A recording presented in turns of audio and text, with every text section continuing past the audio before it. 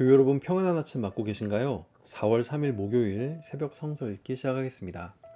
오늘은 누가 예수님의 가족인가? 라는 제목으로 마가복음의 말씀을 이어서 묵상하겠습니다.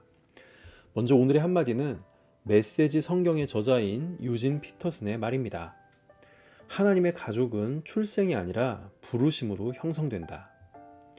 예수님의 가족은 혈연이 아닌 부르심에 응답하여 주님의 뜻대로 살고자 하는 자들로 이루어집니다.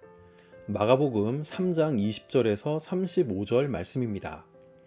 예수께서 집에 들어가시니 무리가 다시 모여들어서 예수의 일행은 음식을 먹을 겨를도 없었다. 예수의 가족들이 예수가 미쳤다는 소문을 듣고서 그를 붙잡으러 나섰다. 예루살렘에서 내려온 율법 학자들은 예수가 바알세불이 들렸다고 하고 또 그가 귀신의 두목의 힘을 빌어서 귀신을 쫓아낸다고도 하였다. 그래서 예수께서 그들을 불러놓고 비유로 그들에게 말씀하셨다. 사탄이 어떻게 사탄을 쫓아낼 수 있느냐? 한 나라가 갈라져서 서로 싸우면 그 나라는 버틸 수 없다. 또 한 가정이 갈라져서 싸우면 그 가정은 버티지 못할 것이다. 사탄이 스스로에게 반란을 일으켜서 갈라지면 버틸 수 없고 끝장이 난다. 먼저 힘센 사람을 묶어놓지 않고서는 아무도 그 사람의 집에 들어가서 세간을 털어갈 수 없다. 묶어 놓은 뒤에야 그 집을 털어갈 것이다. 내가 진정으로 너희에게 말한다. 사람들이 짓는 모든 죄와 그들이 하는 어떤 비방도 용서를 받을 것이다. 그러나 성령을 모독하는 사람은 용서를 받지 못하고 영원한 죄에 매인다. 예수께서 이 말씀을 하신 것은 사람들이 그는 악한 귀신이 들렸다 하고 말하였기 때문이다. 그때 예수의 어머니와 동생들이 찾아와 바깥에 서서 사람을 들여보내어 예수를 불렀다. 무리가 예수의 주위에 둘러앉아 있다가 그에게 말하였다. 보십시오, 선생님의 어머니와 동생들과 누이들이 바깥에서 선생님을 찾고 있습니다. 예수께서 그들에게 대답하셨다. 누가 내 어머니며 내 형제들이냐? 그리고 주위에 둘러앉은 사람들을 둘러보시고 말씀하셨다. 보아라, 내 어머니와 내 형제들이다. 누구든지 하나님의 뜻을 행하는 사람이 곧 내 형제요, 자매요, 어머니다. 예수님이 안식일에 병을 고치시는 모습을 본 바리새파 사람들은 자신들의 기득권의 근간인 율법의 규정을 자유롭게 넘나드시는 예수님에게 위협을 느낀 나머지 헤롯 당원들과 예수님을 없앨 모의를 시작합니다. 이를 아신 예수님은 제자들과 함께 바닷가로 물러나시지요. 이보 전진을 위한 일보 후퇴를 하신 것입니다. 이때 예수님은 보다 효과적인 하나님 나라 운동을 위해 12명의 제자를 세우십니다. 이어서 오늘 본문입니다. 먼저 20절에서 21절입니다. 예수님은 다시 가버나움에 있는 베드로의 집에 들어가십니다. 그러자 소문을 들은 무리들이 다시 모여들어서 예수님과 제자들은 식사를 할 겨를도 없었습니다. 그때 예수님의 가족들이 예수가 미쳤다는 소문을 듣고서 예수님을 붙잡으러 옵니다. 당시 유대 사회는 집안의 명예, 평판이 매우 중요했습니다. 그런데 집안의 큰아들인 예수가 미쳤다는 소문이 돌았으니 가족들은 집안의 명예를 위해 예수가 더 이상 사역을 못하도록 막고자 찾아온 것이지요.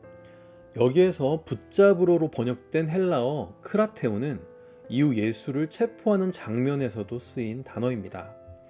예수님의 가족들이 예수님을 어떻게 바라보았는지 알 수 있는 대목이지요. 이어서 22절입니다. 그런데 갑자기 예루살렘에서 내려온 율법 학자들이 등장합니다. 이어서 그들은 예수가 귀신의 왕인 바알세불의 힘을 빌려 귀신을 쫓아낸다고 예수를 비난합니다. 율법 학자들도 예수님의 축기와 병고침의 능력은 인정하지 않을 수 없었던 것입니다. 다만 그 힘의 출처를 악의 세력으로 규정한 것이지요. 하나님을 잘 안다고 자부하는 이들이 자신들의 사리사욕의 눈이 어두워져서 단순한 영적 분별도 하지 못하는 상황이네요. 이제 23절에서 27절입니다. 예수님은 율법 학자들의 비난에 대해 비유를 들어 논박하십니다. 한 나라나 한 집안도 갈라져서 서로 싸우면 설 수 없듯 사탄의 세력도 그러하다는 것입니다. 예수가 바알세불의 힘을 빌려 귀신들을 쫓아낸다는 율법 학자들의 논리가 보기 좋게 박살나네요. 이제 예수님은 힘센 자를 묶어놓지 않으면 그 세간을 털어갈 수 없다는 말씀도 덧붙이십니다. 여기에서 힘센 자는 사탄을 말합니다. 하지만 예수님은 이미 광야에서 사탄을 굴복시키셨지요. 그래서 예수님은 사탄이 결박하고 있던 귀신 들린 자들을 해방시킬 수 있었던 것입니다. 이어서 28절에서 30절입니다. 예수님은 진정으로 너희에게 말한다 라는 말로 자신이 지금 하고 있는 이야기의 중요성을 강조하며 말씀하십니다. 사람들이 짓는 모든 죄와 그들이 하는 어떤 비방도 용서를 받을 것이다. 그러나 성령을 모독하는 사람은 용서를 받지 못하고 영원한 죄에 매인다. 여기에서 비방은 헬라어로 블라스페메오인데 이는 하나님에 대한 신성 모독을 뜻합니다. 이는 구약에서 투석형에 해당하는 죄이지요. 하지만 예수님은 그러한 죄마저도 용서가 가능하다고 말씀하십니다. 어쩌면 하나님이라는 명사화된 추상 개념에 대한 비방은 용서받을 수 있는 죄라는 것입니다. 그러나 단 한 가지, 성령을 모독하는 죄만은 용서받지 못할 것이라고 말씀하십니다. 이 말은 율법 학자들에게 하는 말씀이니 그들이 지금 성령을 모독하고 있다는 것이라는 말씀이기도 합니다. 다시 말해 그들이 완강하고 또 완악한 마음으로 예수를 통해 역사하시는 성령의 사역을 보고도 거부하고 심지어 방해하는 일은 용서받지 못할 죄라는 것입니다. 이제 마지막 31절에서 35절입니다. 갑자기 다시 예수의 가족들이 등장해 집 바깥에 서서 사람을 보내 예수를 부릅니다. 그때 예수님 주위에 있던 사람들이 예수님, 가족들이 선생님을 찾고 있습니다 하고 예수님께 말하지요. 그때 예수님은 누가 내 어머니며 내 형제들이냐 하고 물으시며 주위에 둘러앉아 예수님의 말씀을 듣고 있던 사람들을 가리키며 이 사람들이 바로 내 어머니와 내 형제들이다. 누구든지 하나님의 뜻을 행하는 사람이 곧 내 형제 자매요 어머니이다 라고 말씀하십니다.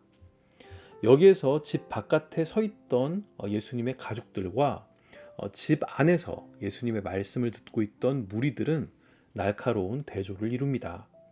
예수님은 자신의 혈족이 아닌 바로 자신과 함께 하나님 나라 운동에 참여한 사람들이야말로 자신의 참된 가족이라 말씀하시는 겁니다. 그런데 이 이야기의 구조를 자세히 보면 예수님의 가족에 대한 이야기의 흐름 가운데 율법 학자들과의 바알세불 논쟁이 끼어 있는 것을 확인할 수 있습니다. 마가는 이러한 샌드위치 기법을 통해 핵심 메시지를 강조하곤 합니다. 예수님을 붙잡으러 온 가족의 정체성을 율법 학자들과의 바알세불 논쟁을 통해 강조한 것이지요. 마가의 관점에서 예수의 가족은 율법 학자들과 같은 입장이라는 것입니다. 그리고 참된 가족은 집 바깥에 있는 가족이 아닌 집 안에 있던 예수님과 함께 동고동락했던 무리들이라는 것이지요. 이제 오늘 본문이 우리에게 주는 교훈에 대해 생각해 보겠습니다. 우선 성령을 거스르는 죄는 용서받을 수 없다는 것입니다. 자신들의 사리 사욕에 눈이 어두워져서 영적 분별을 하지 못했던 율법 학자들처럼 금요일 중요한 판결을 앞둔 헌법재판소의 대법관들은 지금 이 시대의 민심을 통해 역사하시는 성령을 거스려서는 안 될 것입니다. 그리고 예수의 가족은 혈연이나 지연으로 구성된 가족 공동체가 아닌 하나님의 뜻을 따르는 자들로 구성된 새로운 가족 공동체였다는 것입니다.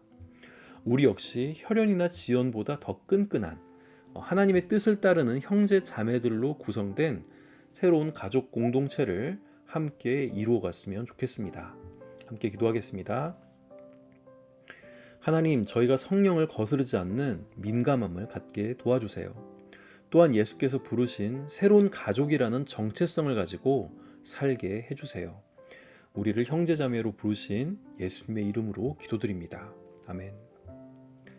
오늘의 찬양은 윤복희 씨의 우리는 하나입니다. 대구 대흥교회 제자비전 아카데미 특송으로 들어보시겠습니다. 아울러 오늘 저녁 윤석열 파면을 위한 특별 기도회에 많이 참여해 주시고 저는 내일 다시 찾아뵙겠습니다. 감사합니다.